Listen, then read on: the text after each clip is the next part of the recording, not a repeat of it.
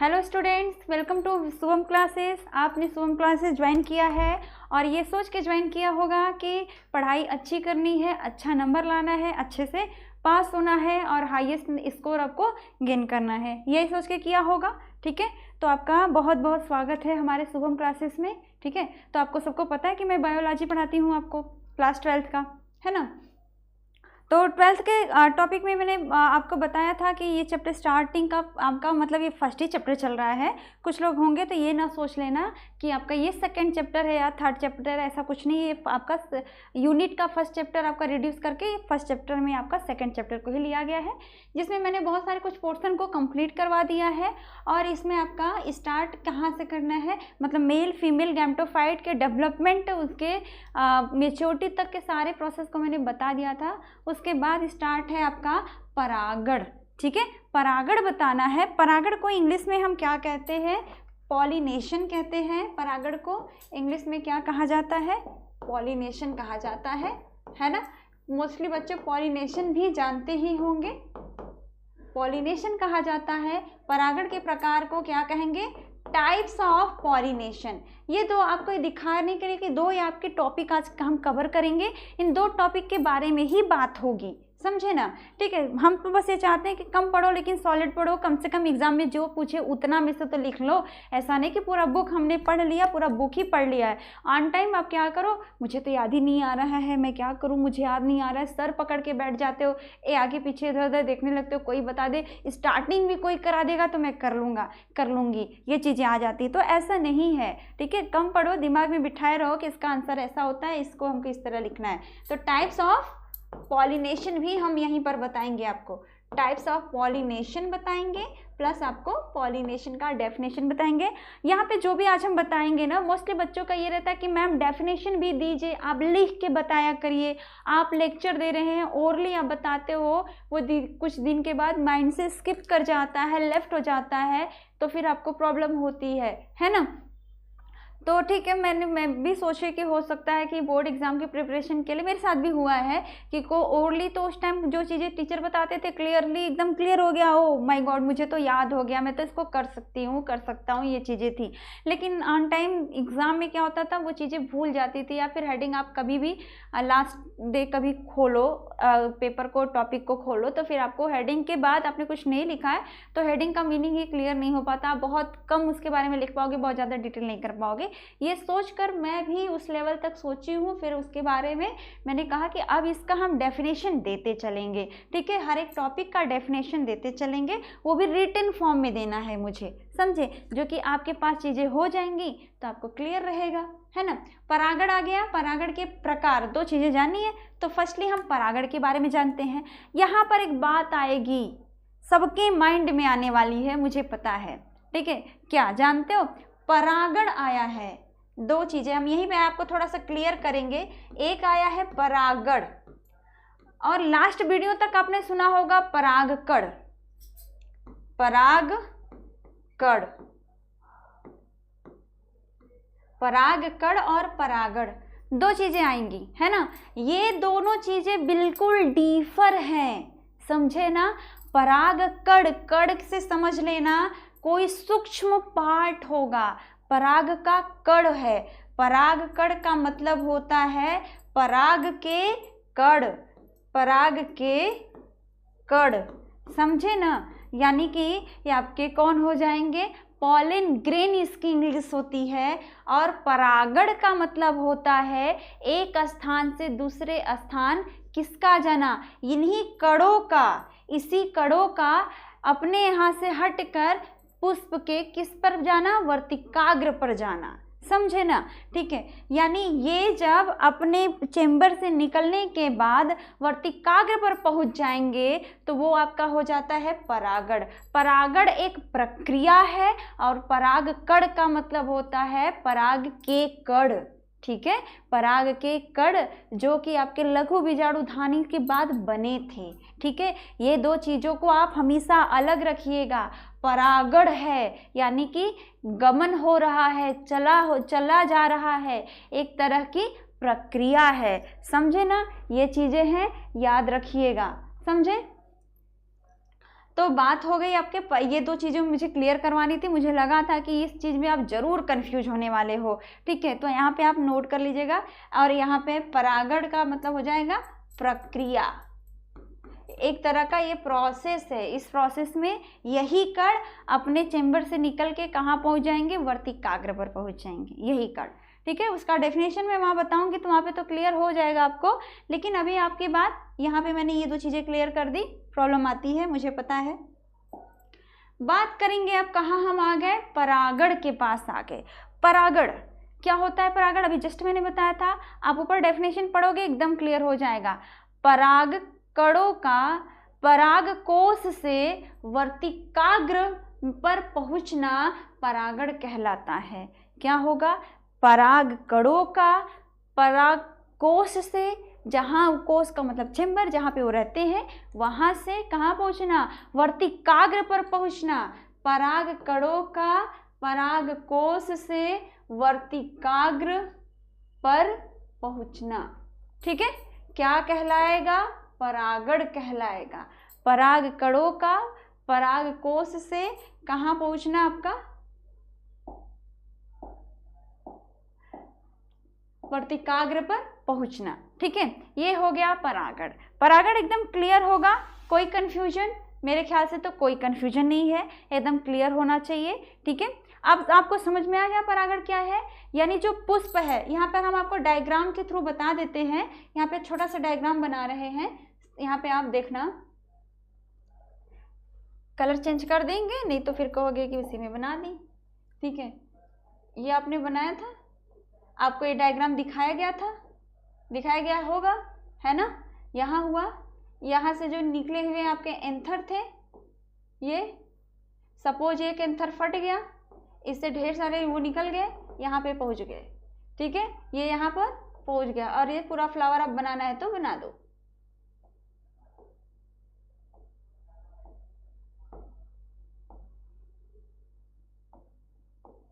ठीक है। देखो अब यहाँ से ये अभी यहाँ से निकला, यहाँ पर आ गया, समझे। तो यानी कि ये क्या, कौन सा पार्ट था, कौन सा पार्ट बताया गया था, वर्तिकाग्र बताया गया था ना। ये आपका वर्तिकाग्र है, ये आपका परागकोश है, ठीक। ये परागकोश है, यहाँ से ये क्या निकल रहे हैं, ये जो आ रहे हैं, ये क्या है, परागकण है। क्या है? परागकण है, समझे ना। तो देखो आप क्या है कि उस पुष्प में से जो दोस्तों, अगर आप क्लास 11-12 के स्टूडेंट हो या फिर इस साल 12th का पेपर दिए और आप 2022 में जेईई के एंट्रेंस एग्जाम को क्लियर करना चाहते हो, तो आप सभी के लिए एक बहुत बड़ा अनाउंसमेंट है। जैसा आप सभी को पता है कि अभी जेईई के रिजल्ट जारी हुए हैं और जो बच्चे ने ऑल इंडिया रैंक 1 हासिल किया है वो अभी अनअकैडमी से पढ़ाई करता था। साथ में 3 ऐसे स्टूडेंट हैं जिन्होंने 100% स्कोर किया है और बहुत सारे स्टूडेंट जो बहुत अच्छे मार्क्स लेकर आए अनअकैडमी से पढ़ाई कर कर। अगर आप भी चाहते हो इंडिया के टॉप एजुकेटर द्वारा लाइव पढ़ना, अनअकैडमी के बैच को ज्वाइन करना, तो आपको मैं बता दूं 1 अक्टूबर से पहले आप ज्वाइन करना, क्योंकि उसके बाद सभी बैचेस की प्राइस बढ़ने वाली है। और यहां पर आपको इंडिया के टॉप एजुकेटर लेसन 1 से स्टार्ट करने वाला है, क्योंकि 29 सितंबर से एक नया बैच शुरू हो रहा है, excel batch for dropper JEE mains and advance. अगर आप कोई भी सब्सक्रिप्शन लेते हो तो आप सभी एजुकेटर का लाइव क्लास देख सकते हो। और सबसे इंपॉर्टेंट बात है, आपका प्रॉपर सिलेबस टाइमली खत्म किया जाएगा, लाइव टेस्ट होगा, जो भी डाउट रहेगा आप पूछ सकोगे, आपकी पूरी कंप्लीट तैयारी कराई जाएगी ताकि आप भी बहुत अच्छे मार्क्स स्कोर कर सको। तो जितने भी स्टूडेंट देख रहे हैं, डिस्क्रिप्शन में मैंने क्लासेस का लिंक दिया, आप उस पर क्लिक करके ज्वाइन कर सकते हो। अगर वहां पर आप चाहते हो कि आपकी फीस थोड़ी कम हो तो शुभम UP10 इस कोड को यूज करना, आपकी टोटल फीस से 10% डिस्काउंट आपको तुरंत देखने को मिलेगा। तो जितने भी स्टूडेंट 2022 में क्रैक करना चाहते हैं, डिस्क्रिप्शन में लिंक है, जाकर ज्वाइन करो और अपनी तैयारी शुरू करो। जो ये परागकोश है, ये परागकोश गया फट, और फटने के बाद इसके जो परागकण थे वो कहाँ पहुँच गए, वर्तिकाग्र पे। यही प्रक्रिया है, बस डायग्राम से क्लियर हो गया होगा। मुझे नहीं लगता कि कोई कन्फ्यूजन है, ठीक है। आप इसको एक बार अच्छे से फिर से देख सकते हो। मैं इसलिए इसका डेफिनेशन दे रही हूँ ना, आपके पास नोट अवेलेबल रहेगा तो ऑन एग्ज़ाम टाइम आपको कोई भी प्रॉब्लम नहीं आने वाली है। आप एक बार रिपीट भी कर लोगे ना, बस एक बार रिविजन चाहिए होता है, तो आप पढ़ जाके वहाँ पे एग्ज़ाम दे लोगे। ये डायग्राम जरूर शो करिएगा, डायग्राम से आपको क्लियर हो जाएगा, समझे। ये चीज़ें हो गई। अब हम आप परागण का आपको परिभाषा तो मैंने बता दिया, समझ में आ गया होगा, ठीक है। अब हम बात करेंगे किसकी, परागण के प्रकार यानी टाइप्स ऑफ पॉलिनेशन।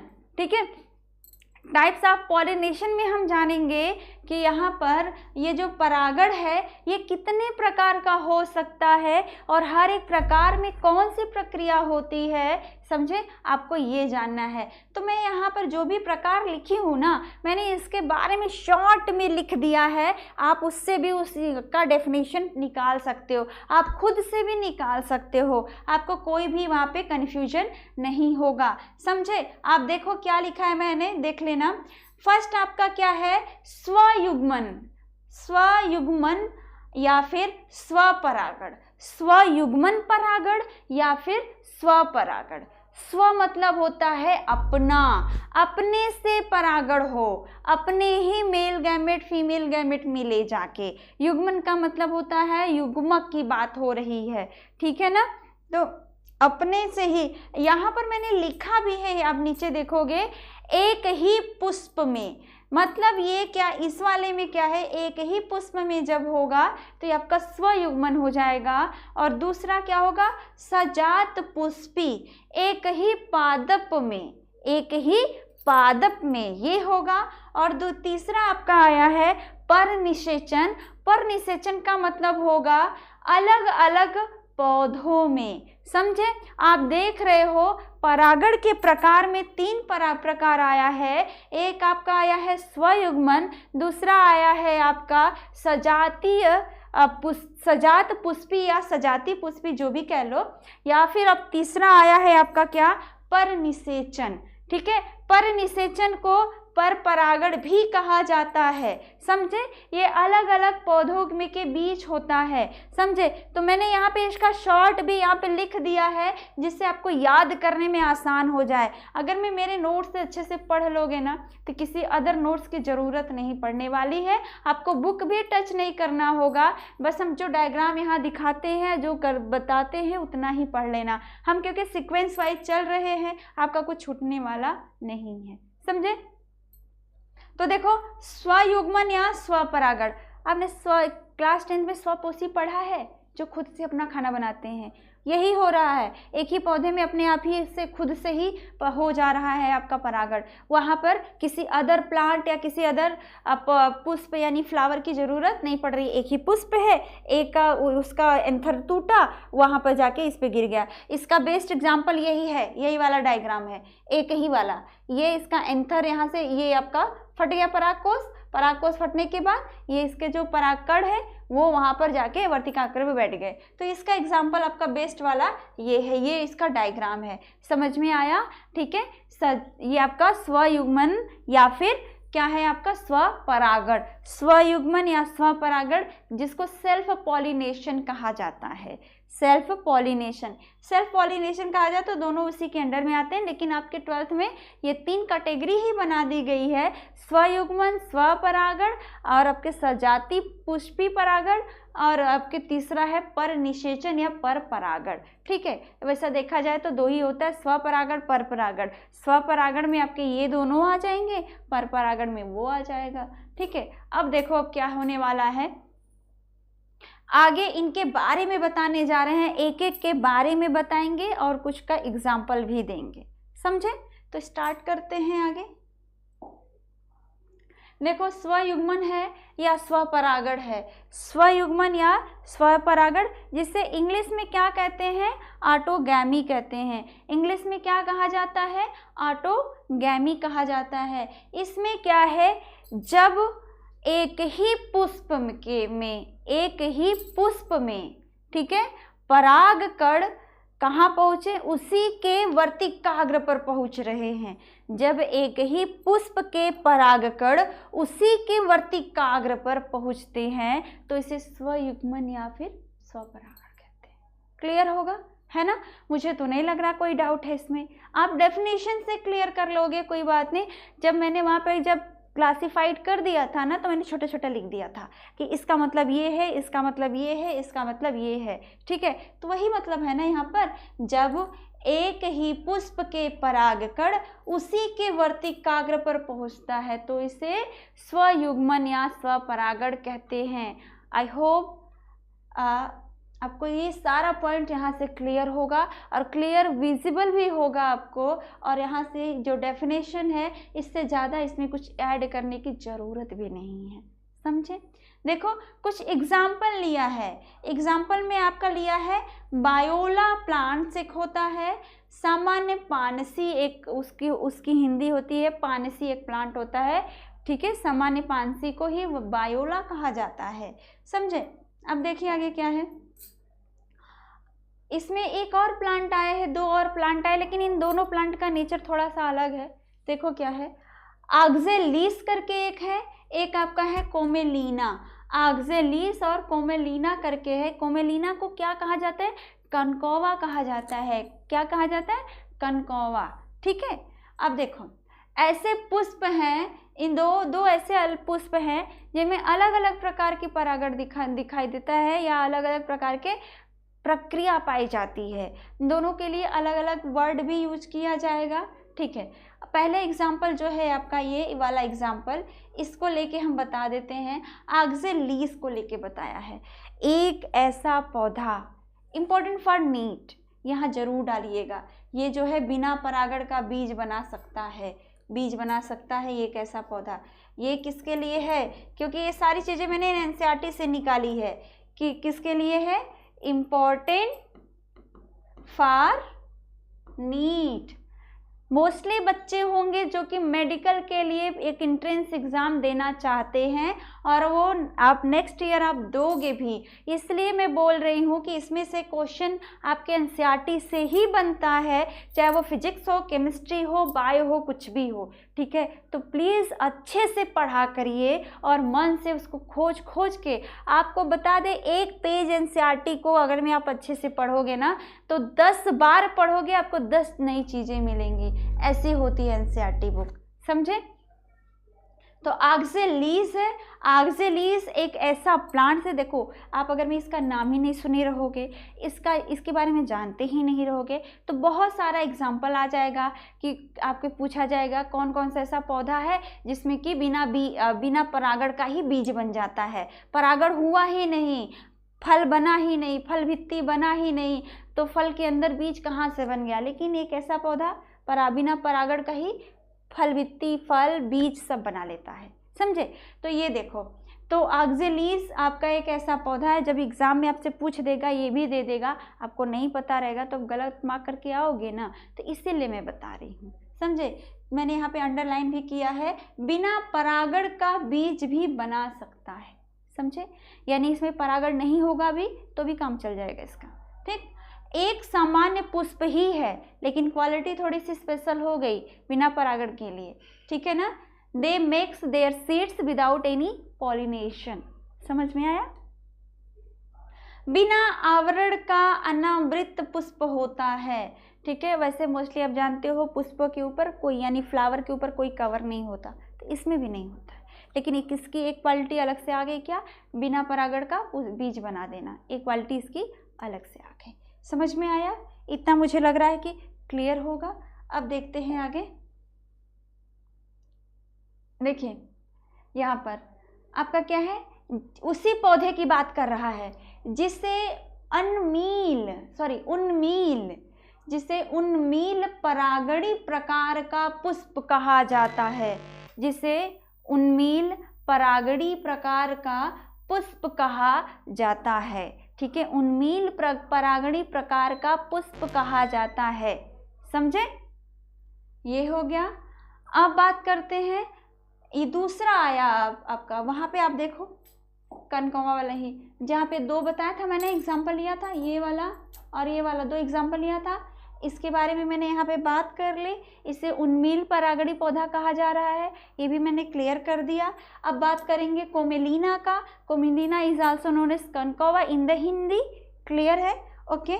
अब बात करते हैं आपका जिसे उन्मील परागणी का पुष्प कहा जाता है, वो क्लियर हो गया। उसका बस एक मेन अलग सी क्वालिटी थी, परागण के बिना ही बीज का बना लेना, ठीक है। अब कोमेलिना या फिर कनकौवा की बात करते, बहुत ही अलग प्रकार का पौधा, मैं भी अभी दोनों का एग्जांपल दिखाती हूँ आपको।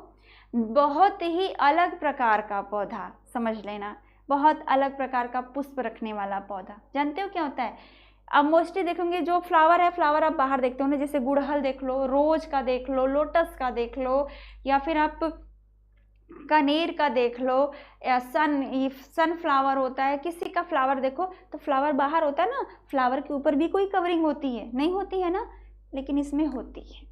एक ऐसा पौधा जो कि फ्लावर के ऊपर से कवर होता है, एक ऐसा पौधा जिसमें फ्लावर के ऊपर से भी कवरिंग होती है। एक चेम्बर कब होगा, उसके अंदर फ्लावर होगा, फ्लावर आपको दिखेगा भी नहीं जब तक कि आप चेम्बर को हटा नहीं लेते हो। जब तक कि चेम्बर को हटा ना लो तब तक आपको दिखने वाला नहीं है। क्लियर हो गया है ना? तो देख लो, एक विशेष प्रकार का पुष्प, पुष्प के ऊपर आवरण होता है, ये बताया ना। एक विशेष प्रकार का पुष्प, पुष्प के ऊपर आवरण होता है, ऐसे पुष्प को अनुमील, अनुन्मील परागणी कहते हैं। ऐसे पुष्प को अनुन्मील परागणी कहते हैं। Important for the NEET, it is very important for the NEET.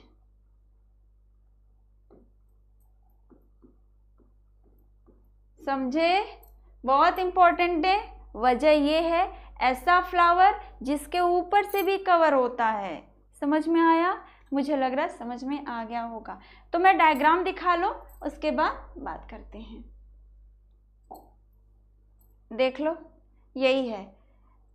एक ये देखो आप, ये नॉर्मल पौधे आप देखते होंगे, ये नॉर्मल आपका फ्लावर होता होगा जिसमें परागण होता है आपका ये ऐसे पौधे हैं जिनमें स्वपरागण ही होता है। इन्हीं का एंथर निकलेगा, इन्हीं के वर्तिकाग्र पर पहुंचेगा, सॉरी एंथर फटेगा और वहां से परागकण निकलेंगे, उन्हीं के वर्तिकाग्र पर पहुंचेगा और दोनों में जाके अपना करा देगा। तो ये दो एग्जाम्पल आपके तो स्वपरागण वाले हैं, ठीक है, यानी कि स्वयुग्मन या फिर स्वपरागण, ये दोनों वाले हैं। लेकिन एक ऐसा एग्जाम्पल जिनमें दो प्रकार का पौधा, दो प्रकार का, कोमेलिना की ही बात किया है यहाँ पे। कोमेलिना एक ऐसा प्लांट है, ठीक है, एक ऐसा प्लांट है, दो प्रकार का पौधा पुष्प रखेगा।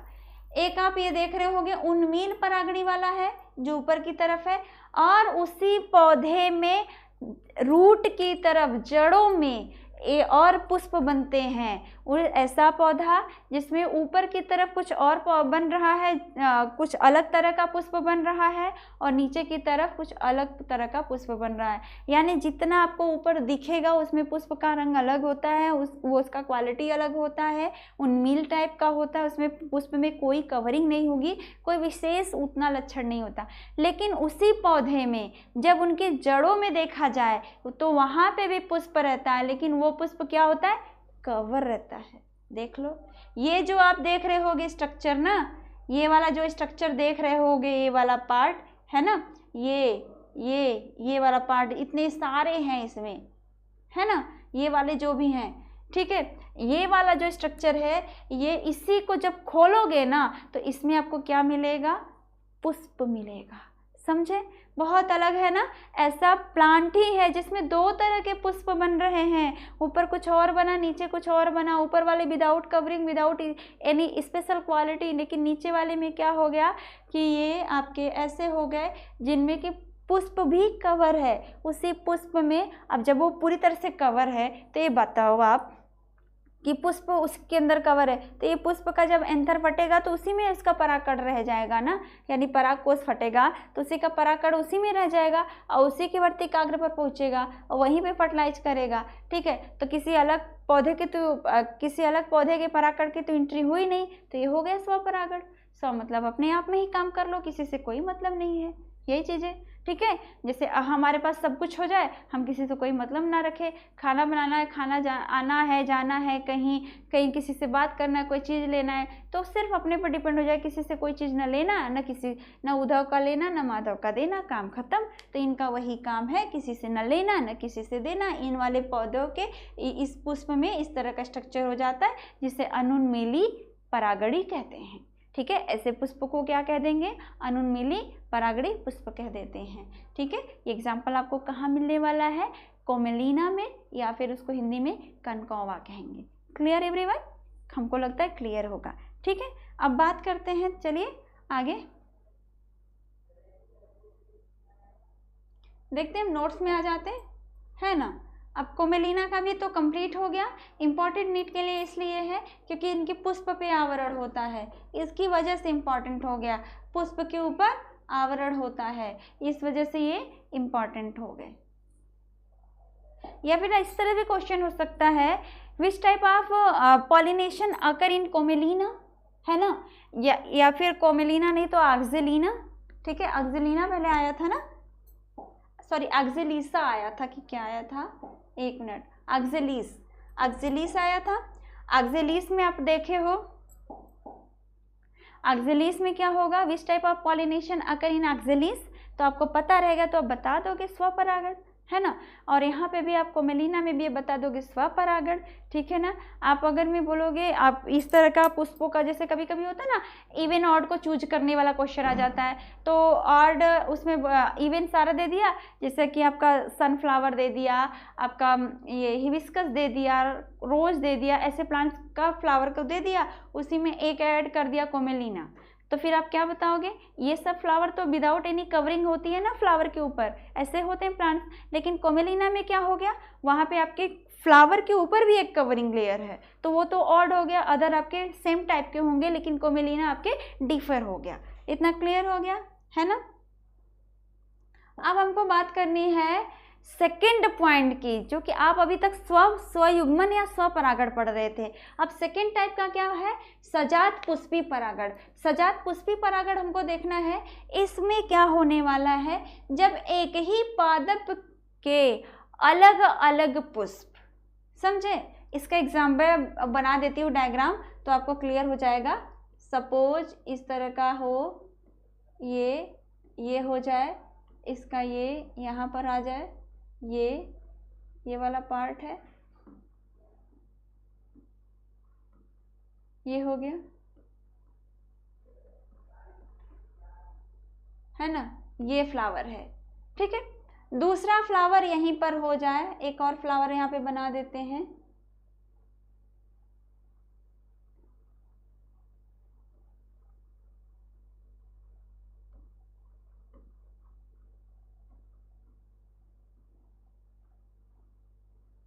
इसका एंथर यहाँ से फट जाए और ये जाते जाते यहाँ चला जाए, ठीक है।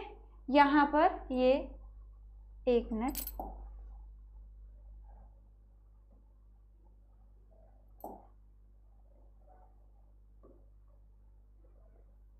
है ना।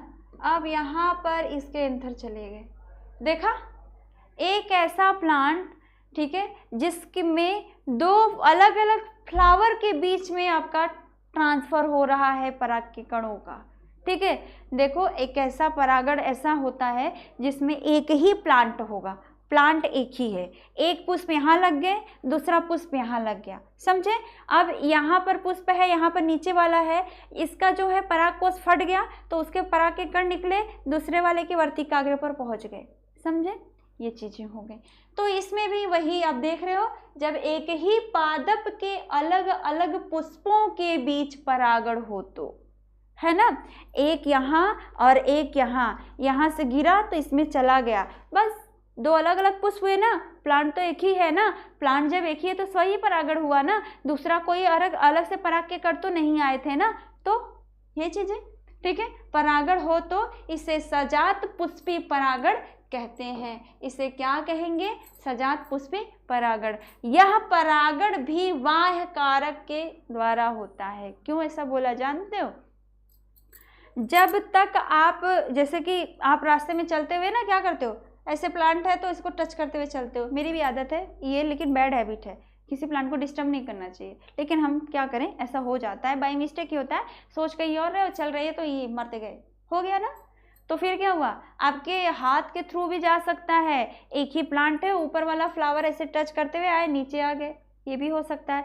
तो क्या हुआ, यहाँ पे जब इसका एंथर फटा, कैसे, एयर के थ्रू, और हवा इधर ही चल रही है तो ये गिरेगा, जब इसके एंथर गिरेंगे, यानी कि सॉरी एंथर फटेगा, परागकोश फटेगा तो इसके पराग के कण पहुँच गए वहाँ, हवा ऐसे चल रही थी, ये हो गया। तो किसी न किसी कारण की वजह से हुआ ना, हवा के द्वारा हो, पानी के द्वारा हो, आपके द्वारा हो, पक्षियों के द्वारा हो, जंतुओं के द्वारा हो, या मधुमक्खियों के द्वारा हो, कोई भी कर दे, हो रहा है ना, बस यही चीज़ें हैं। ठीक है, तो फिर आपका क्या है, ये भी आपका वाय कारक के द्वारा होता है। ये आपका हो गया सजात पुष्पी परागण। मेरे ख्याल से ये भी एकदम समझ में आ गया होगा।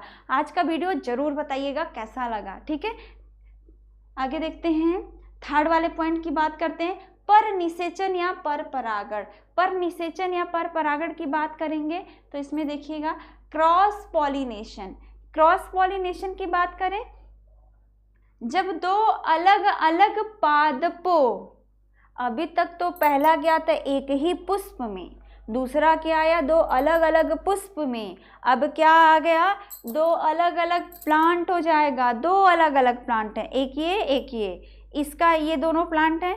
ठीक है, अब हवा तेज बही है, इसका एंथर फट गया, ये क्या हुआ, इसके मतलब इसका परागकोश फट गया, इस वाले प्लांट के पुष्प का परागकोश फट गया, पराग के कण निकले, हवा चली, यहाँ पर पहुँच गया। अलग अलग प्लांट हुए ना। ठीक है, तो ये क्या हो गया आपका पर निषेचन या पर परागण। ठीक है, ये भी दूसरे कारण की वजह से होती है, हवा के द्वारा भी हो सकता है। सपोज इस पे कोई मधुमक्खी बैठी थी, उड़ के इस पर आके बैठ गई, उसके द्वारा हो जाए, किसी मक्खी के द्वारा हो जाए, मच्छर के द्वारा हो जाए, तितलियों के द्वारा हो जाए, किसी पक्षियों के द्वारा हो जाए, चमगादड़ के द्वारा हो जाए, बंदरों के द्वारा हो जाए, होता है। मैं सबके बारे में लिखवाने वाली हूँ कि किसके किसके द्वारा भी होता है, उसको और क्या कहते भी हैं, अलग अलग होता है। ठीक है ना, तो ये आपका क्या हो जाएगा, आपका ये क्या हो जाएगा पर निषेचन या पर परागण। ठीक है, पर परागण या पर निषेचन का मतलब, पर का मतलब दूसरा, यानी दो प्लांट हो जाएंगे। एक आपका एक ही पुष्प था, दूसरा आपका दो अलग अलग पुष्प हुए हैं एक ही पौधे में, एक ऊपर एक नीचे, और इस वाले में क्या हुआ एक ये हो गया एक ये हो गया, दो अलग अलग हो गया। ठीक है, तो क्या है, जब दो अलग अलग पादपों के पुष्पों के बीच परागण हो तो इसे क्या कह देंगे, हो तो इसे पर निषेचन परागण कहते हैं। इसके द्वारा विभिन्नताएं उत्पन्न होंगी ना, हो सकता है इसकी क्वालिटी अलग हो, इसकी क्वालिटी अलग हो, तो इसके जीन इसमें जाएंगे तो इसकी क्वालिटी भी अलग आ जाएगी। ठीक है ना, जैसे कि आपका चाइना रोज नाम का सुना होगा, लेकिन ये होता है गुड़हल है। गुड़हल में क्या हुआ है, गुड़हल के साथ पराग के कण किसके साथ फर्टिलाइजेशन करवा दिया गया है, रोज का। गुलाब के पराग कणों का ये गुड़हल के अंडाणु के साथ रिएक्शन करा दिया गया है, जिसकी वजह से क्या निकल गया, चाइना रोज बन गया। ऐसा गुड़हल होता है जिसमें कि ढेर सारे उसके पत्ते वो जो रेड वाला पार्ट होता है ना, ढेर सारे, जबकि नॉर्मल आप गुड़हल की बात करोगे तो 5 रहते हैं। ठीक है ना, नॉर्मल आप गुड़हल की बात करते हो तो इसी तरह का होता है ना।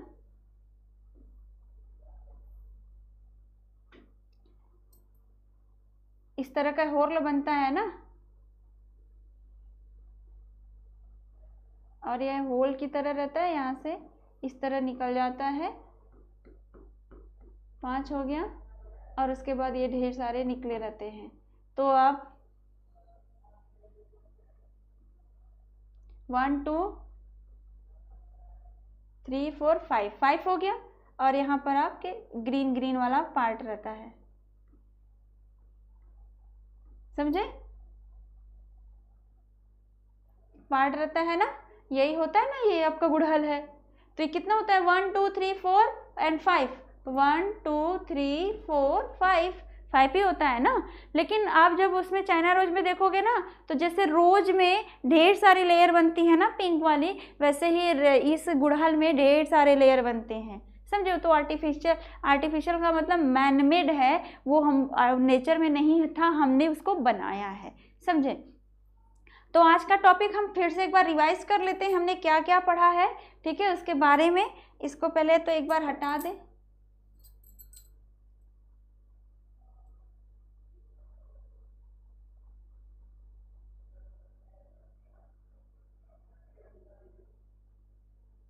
हाँ, देखो आज हमने क्या क्या पढ़ा, एक बार थोड़ा देख लेते हैं। क्या पढ़ा हमने, देखो आपने पढ़ा क्या, परागण, जिसमें पॉलिनेशन पढ़ा। परागण को ही पॉलिनेशन इंग्लिश में कहते हैं। ठीक है, परागण देखा आपने, फिर उस दूसरा आपका टॉपिक क्या था, परागण के प्रकार। दो ही टॉपिक को मैंने यहाँ पे कवर करवाया। परागण के प्रकार देखा, मैंने यहाँ पे दो चीज़ें और बताई थी, परागण और परागकण दोनों अलग अलग होते हैं। परागकण का मतलब होता है जो एक कण है जो वर्तिकाग्र पर पहुँचेगा, ठीक है, और इस प्रक्रिया को परागण कहते हैं। इतना मैंने बताया था। फिर मैंने परागण का परिभाषा बताया था, पराग कणों का वर्तिकाग्र पर पहुंचना ही परागण कहलाता है, ये प्रोसेस होता है, ठीक है। फिर इसमें मैंने प्रकार बता दिया, तीन आपके आए थे, स्वयुग्मन, सजात प्रपुष्पी और परनिषेचन। फिर आपने क्या देखा, स्वयुग्मन में देखा कि एक ही पुष्प में आपके परागकण उसी के वर्तिकाग्र पर जा रहे हैं, तो ये आपका स्वयुग्मन, स्वपरागण या फिर आपका सेल्फ पॉलिनेशन भी इंग्लिश में कह सकते हो। एग्जाम्पल में बायोला आया था, जिसमें इसको सामान्य में क्या बोलते हैं, पानसी प्लांट है ये, ठीक। और इसमें दो अलग सी चीज़ें आई थी, दो अलग ऐसे प्लांट होते, फ्लावर होते हैं, ऑक्जेलिस व कोमेलिना, जिसे कनकौवा कहते हैं। इन दोनों में अलग प्रकार की प्रक्रिया देखने को मिलती है। ऑक्जेलिस में देखा जाता है कि बिना परागण के ही क्या बन जा रहे हैं, बीज बन जा रहे हैं, है ना, ये अलग प्रकार का होता है। और इनके बीजों पे इनके पुष्प पे कोई आवरण नहीं होता है, वो बिल्कुल नॉर्मल होते हैं, जनरली जैसा पुष्प होना चाहिए, जैसा फ्लावर होना चाहिए वैसे ही होते हैं। लेकिन एक इम्पॉर्टेंट इनमें क्वालिटी क्या है, बिल्कुल डिफर क्वालिटी क्या है, इनका बिना परागण का ही बीज का बन जाना, समझे। फिर उसके बाद आपने देखा था कोमेलिना को, और उस वाले पौधे को क्या कहेंगे, ऑक्जेलिस के हम क्या बोलते हैं, उन्मेलिन परागणी पुष्प कहा जाता है। कोमेलिना में देखे थे कि इनका जो पुष्प है ना वो भी बाहर से कवर होगा। अगर मैं आप बाहर से कवर देखोगे तो आपको पता ही नहीं चलेगा कि सच में इसके अंदर कोई फ्लावर हो सकता है। तो इसका एक डिफरेंट की क्वालिटी जो है ना वो शो कर रहा है ये, ठीक है। और इसमें क्या, इसको और क्या बोलते हैं, अनुमील परागणी कहा जाता है, ये आपने देख लिया। फिर सेकंड पॉइंट में आप सजात पुष्पी परागण देखे थे। सजात पुष्पी परागण का मतलब एक ही प्लांट है, यहाँ फूल हो गया, यहाँ पे फूल हो गया, यहाँ का फूल का परागकण निकले और दूसरे वाले फूल में पहुंच गए, तो ये आपके हो गए सजात पुष्पी। हमने यहाँ लिखा भी है, जब एक ही पादप के अलग अलग पुष्पों के बीच परागण हो तो, समझे। मैंने यहाँ पे डायग्राम भी शो करवाया है, आप देख सकते हो। इसका जो एंथर है ये फट गया है और उसके परागकण यहाँ पर वर्तिकाग्र पर पहुँच गए हैं, ठीक है। उसके बाद मैंने थर्ड बताया है आपका परनिषेचन या परपरागण। इसमें प्लांट ही अलग अलग हो जाएगा, दो डिफर प्लांट के बीच में क्या होने वाला है, परागण होने वाला है, इसके परागकण यहाँ पर पहुँचेंगे, तो ये आपका परपरागण या फिर परनिषेचन या फिर क्रॉस पॉलिनेशन कहा जाएगा, ठीक है। तो आपने आज इतना देखा और इसकी वजह से विभिन्नताएं भी उत्पन्न होती हैं, दो अलग क्वालिटी भी प्लांट में आ सकती है। तो फिर आज के लिए बस इतना ही, आपने इतना देखा, ठीक है। जो ना समझ में आए उस पॉइंट को आप क्वेश्चन के फॉर्म में कमेंट बॉक्स में शेयर करिएगा, वहाँ से आपको सोल्यूशन दे दिया जाएगा, ठीक है। और मैं तो आपने बोला था ना नोट्स देने के लिए, रिटन देने के लिए, तो मैंने आज पूरा रिटन डेफिनेशन भी बताया। ओरली बहुत कम, रिटन बहुत ज़्यादा था, ठीक है। तो आज का टॉपिक आपको कैसा लगा ज़रूर बताइएगा, लाइक करिएगा, शेयर भी करिएगा। और जो आप लास्ट वीडियो नहीं देख पाए हो तो वह आपको डिस्क्रिप्शन बॉक्स में मिल जाएगा उसके लिंक, आप वहाँ से देख लीजिएगा, ठीक है। कोई कन्फ्यूजन हो तो ज़रूर पूछिएगा, है ना। तो have a nice day everyone.